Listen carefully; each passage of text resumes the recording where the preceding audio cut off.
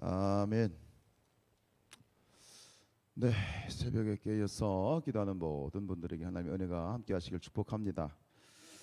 오늘은 본문은 마침내 야곱과 그의 가족이 애굽으로 이주하는 장면입니다. 오늘 정확하게 이제 다시 한번 야곱의 그 자손들의 이름, 그 족보가 언급이 되면서 정확하게 여기서 몇 명이 내려갔느냐? 70명이 내려갔다. 27절에 보면 애굽에서 요셉이 낳은 아들은 2명이니 야곱의 집사람으로 애굽에 이른 자가 모두 70명이었더라 라고 이게 숫자를 정확하게 지금 이야기를 해주고 있습니다. 오늘 이 야곱이 애굽으로 이제 이민을 간 이 사건이 단순히 뭐 갔다가 며칠 있다 돌아오는 그런 사건이 아니라 이제 이 사건으로 말미암아 이 야곱과 70명의 가족이 내려가서 이 애굽에서 앞으로 몇 년을 살게 되죠? 430년. 430년을 애굽에서 이민해서 사는 그런 역사적인 그러한 첫 발걸음이 되는 거죠. 이것은 굉장히 중요한 단순한 어떤 기근을 피하거나 뭐 그런 사건을 떠나서 굉장히 중요한 이스라엘 민족에게는 어마어마한 그런 하나의 민족. 들어갈 땐 70명이 되지만 나올 때는 20세 이상 된 남자만 매매 60만 명입니다. 최소 200만 명, 어림잡아 300만 명이 넘는, 들어갈 때는 70명이지만 나올 때는 300만 명이 넘는 그런 어마어마한 민족으로 성장을 하고 이것이 하나님의 언약 백성이 되는 아주 굉장히 중요한 그런 발걸음이 되어지는 것이죠. 근데 이것은 이미 이 야곱의 할아버지인 아브라함에게 예언이 되어 있었죠. 15장, 창세기 15장에 보면 소위 말하는 횃불 언약, 아브라함이 횃불을 제물을 쪼개놓고 준비할 때 아브라함이 졸고 있을 때 하나님의 횃불로 나타나셔서 그 언약을 맺으시잖아요. 그 창세기 15장에서 이미 이 사건이 벌어질 앞으로의 사건까지 다 예언이 되어 있었어요. 그리고 그 예언이 이제 성취가 되는 것인데 창세기 15장 13절에 보면 13절과 14절에 보면 이렇게 되어 있어요. 여호와께서 아브라함에게 이르시되 너는 반드시 알라 네 자손이 이방에서 객이 될 것이다. 이 사건이죠. 근데 그 다음에 무슨 말씀하시냐면 그들을 섬기겠다. 자, 이방은 애굽을 말하는 것이고 객이 되겠다는 것은 가서 이제 이민을 간 건 것이고 섬기겠다는 것은 뭐로 살게 된 것이다. 앞으로 노예가 될 것이다라는 거예요. 금방 노예가 되지는 않죠. 430년 역사적으로 따져보니 430년 중에 약 절반 정도는 그래도 잘 살아요. 그러다가 왕이 정권이 바뀌면서 한 210년 정도, 후반기 210년 정도를 이제 본격적으로 노예로 살아요. 그래서 뭐라고 나오냐면 그들을 400년 동안 내 자손을 괴롭히리라. 정확하게 430년 동안 살지만 그 안에서 어쨌든 후반기에 이제 노예로 살면서 괴롭힘을 당하는데 창세기 15장 14절 이렇게 얘기합니다. 그들이 섬기는 나라를 내가 징벌할 것이다. 이게 아브라함에게 준 약속이에요. 내가 너희가 섬기는 나라를 애굽을 징벌하겠다. 뭐죠? 10가지 재앙이죠. 그리고 그 후에 네 자손이 큰 재물을 이끌고 나오리라. 참 놀랍죠.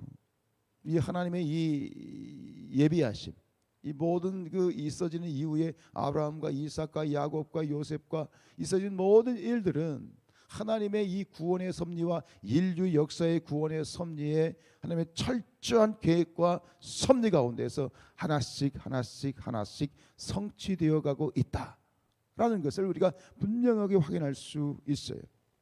근데 여기서 이제 8절로 27절에 보면 이제 이 이주한 70명의 야곱의 가족들이 이렇게 이름이 나오는데 분명히 70명이라고 되어 있는데 여러분 성경을 자세히 한번 읽어보세요.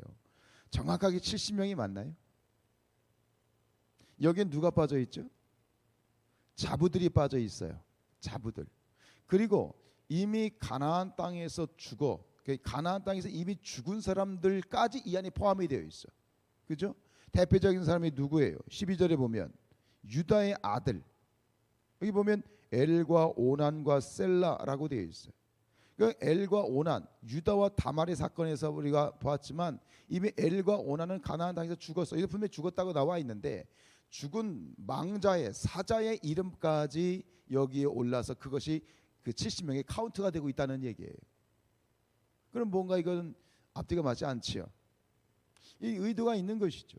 이런 어떤 이 이름들을 언급을 하면서 거기에 70명이다라고 되어 있는 것은 이것은 문자 그대로의 70명이 아닌 것을 우리가 확인할 수 있습니다. 이것은 상징적인 숫자입니다. 굉장히 중요한 상징적인 숫자예요. 이 상징적인 숫자는 결국 요한계시록에까지 연관이 되는 거예요. 결국 뭐예요? 7은 완전수예요. 성경에서 7은 완전 종결의 의미를 갖고 있어요. 10도 똑같아요. 10도 완전 종결의 의미를 가지고 있어요. 두 수를 곱한 70도 역시 더 강력한 완전의 의미를 가지고 있어요. 여기서 70이라고 하는 것, 이 야곱과 그의 가족 70명이라고 하는 이 70이라는 숫자 가지고 있는 것은 영적으로 큰 두 가지 의미가 있는데, 첫 번째 뭐냐? 하나님이 완전하신 것이다. 하나님의 섭리와 하나님의 계획과 하나님의 일하심은 한치의 오차도 없이 완전하시다라고 하는 것을 의미하는 것이고, 두 번째, 하나님의 언약 가운데 있는 백성들, 하나님의 친백성들은 하나도 빠짐없이 다 하나님이 구원하신다 라고 하는, 하나님의 측면에서 그리고 하나님의 섭리 가운데 있는 우리 언약 백성의 차원에서 두 가지의 놀라운 진리를, 우리에게 영원한 진리를 가르쳐 주시고 있는 것이다. 이것을 오늘 이 말씀을 통해서 우리가 분명히 마음속에 아로새길 수 있기를 축복합니다. 여러분, 이게 이 지금 요셉이 꿈꿨던 것처럼 7년 대풍년, 그죠? 7년 대풍년이 지나고 7년 대기근이 이루어지고 있는데, 여기서도 이 7년이라고 하는 이 숫자가 물론 그 당시에 분명히 역사적인 7년이었겠지만, 이 7이 가지고 있는 7년 대기근이 저는 이렇게 보이네요. 7년 대 환란으로 보여요. 어디에 나오는 이야기예요? 요한계시록에 나온 얘기죠. 7년 대 기근에서 이스라엘 이 야곱의 가족들을 구원하셨던 것처럼, 마지막 때 하나님께서는 7년 대 환란 가운데서 마지막 예수 그리스도께서 임재하시 직전에 임하게 될 그 극심한 7년 대 환란에서 하나님의 언약 백성들은 하나도 빠짐없이, 하나도 예외 없이 하나님이 지키시고 인도하시고 구원하십니다. 이것을 오늘 볼 수 있어야 되겠습니다.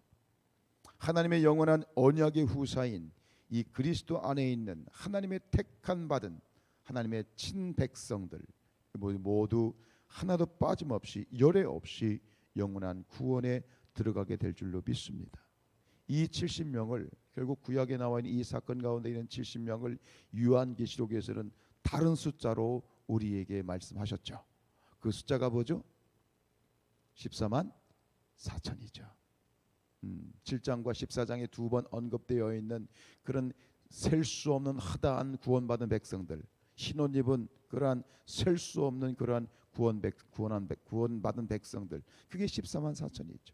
14만 4천이 가지고 있는 상징적인 의미가 뭡니까? 12 곱하기 12 곱하기 1000입니다.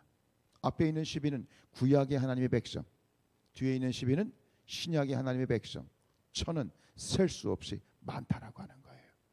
지금 우리가 14만 4천이다. 이것을 문자적으로 잘못 이해하면 결국 신천지와 같은 아주 말도 안 되는 무지몽매한 해석이 나오는 거죠. 그러면서 우리가 14만 4천, 그래요, 우리가 14만 4천이에요. 근데 자기들만 14만 4천이 아니야. 셀 수 없이 수많은 하나님의 구원받은 백성, 그 모든 하나님의 백성들을 하나님께서는 예언 없이 예외 없이 완전하게 구원하게 되고, 그 모든 14만 4천은 예외 없이 다 구원받게 될 줄로 믿습니다. 여러분, 구원받은 걸 믿으시죠? 우리가 14만 4천입니다. 그렇다면 구원을 의심하지 마시기 바랍니다. 확신 가운데 거하시길 바랍니다.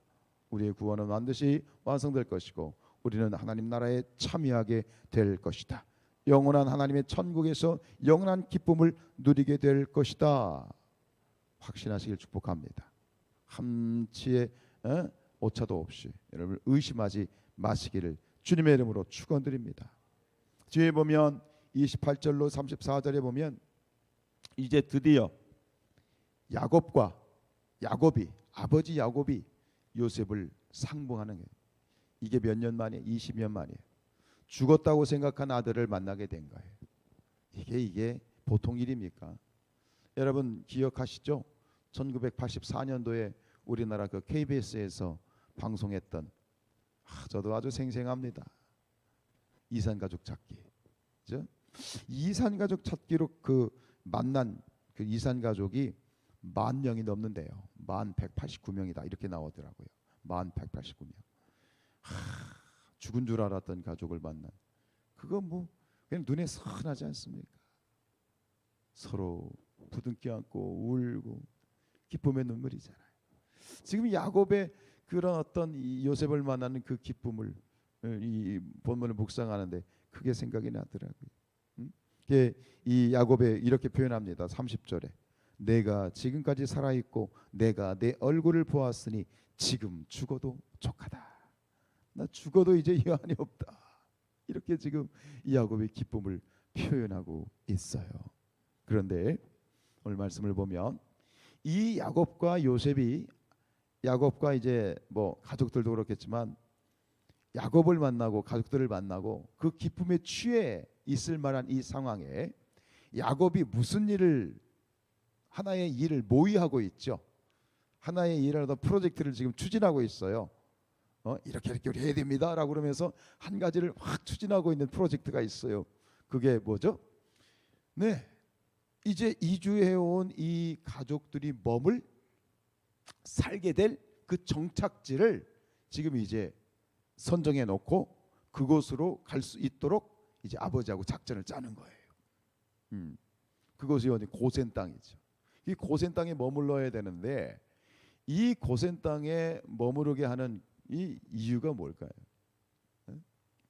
이 애굽 사람들은 이 목축하는 사람들을 부정하게 여겨서 또 거리를 두는 부분도 있었죠. 여기 보면 말씀에 그런 부분도 있는데 일부러 지금 이 요셉은 결국 하나님이 하신 일이지만 이 고센 땅이라는 곳에 이 야곱과 그의 가족들을 이렇게 뭐랬죠? 외딴 곳으로 몰아넣는 거예요. 애굽 사람들이 사는 그런 어떤 큰 번영하는 도시가 아니라 그 목축을 할 수 있는 그 요즘 말로 말하면 저 대관령 같은 곳이라고 할까요? 그곳으로 이렇게 몰아넣어요. 분리를 시키는 거죠. 이것이 가지는 중요한 영적 의미가 뭘까요? 즉 세상으로부터의 구별됨인 거예요. 애굽의 문화, 애굽의 그런 어떤 그 당시 최고의 문화, 지금으로 말하면 미국이죠. 이런 어떤 큰 문화권에서 분리가 되어서 어떤 세상의 문화로부터 분리되어진 그리고 따로 그 안에서 그 거룩한 자들만의 그러한 이 보금자리를 만드는 그런 아주 중요한 영적 구별됨이 있는 거예요. 거룩함이죠. 여러분 우리 성도는 세상으로부터 구별된 삶을 살아야 됩니다. 이것이 힘들어요. 이게 영적 전쟁이죠. 세상 가운데 세상의 한복판에 살면서 세상에 물들지 않고 세상과 구별된 삶을 사는 것. 그러면서 우리 그리스도인들의 정체성과 믿는 자들의 어떤 이 정체성을 지켜나가는 것. 이것이 굉장히 중요한 것이고 이것이 거룩이에요. 거룩은 구별된 거예요. 그래서 저는 이 그리스도인들 세상 한복판에서 살아가는 그리스도인들을 보면 바닷물 속에서 사는 이 물고기가 생각이 나요. 여러분 바닷물이 얼마나 짜요? 짜죠? 근데 그 짜디짠 바닷속에서 사는 물고기가 짜요 안 짜요? 안 짜요. 죽은 물고기는 짠 거예요. 죽은 물고기는 짜지만 시퍼렇게 살아있는 물고기는 짜지 않아요. 이게 거룩이에요. 이게 그리스도인이에요. 여러분 우리가 이 세상 속 한 주간 동안 또 살아가야 되지만 여러분 세상 속에서 산다는 것이 호락호락하지 않아요. 세상의 문화, 세상의 것들이 늘 우리를 고민하게 만들고 또 이렇게 막 스트레스를 주고 그 속에서 우리는 그리스도를 살아가는 우리가 신앙을 지키기 위해서 얼마나 또 눈물 콧물 쏟고 또 기도해야 되고 이게 될 일들이 얼마나 많아요. 그러나 그것을 구별됨으로 지켜나가는 것, 그것이 거룩합니다. 사랑하는 우리 거룩한 성산의 가족들이요, 오늘 하루의 삶 가운데에서도 우리의 거룩함을 지켜나시길 축복합니다. 주님이 함께 하십니다. 순간순간마다 어느 곳에 있든지 주님이 함께 하시고 또 주님에게 도움을 구하고 하나님께 기도하는 우리의 모든 간구 가운데 하나님이 함께 하시며 오늘 하루도 승리케 하실 줄로 믿습니다. 언제 어디서나 그리스도인으로 승리하시기를 주님의 이름으로 축복합니다. 기도하겠습니다.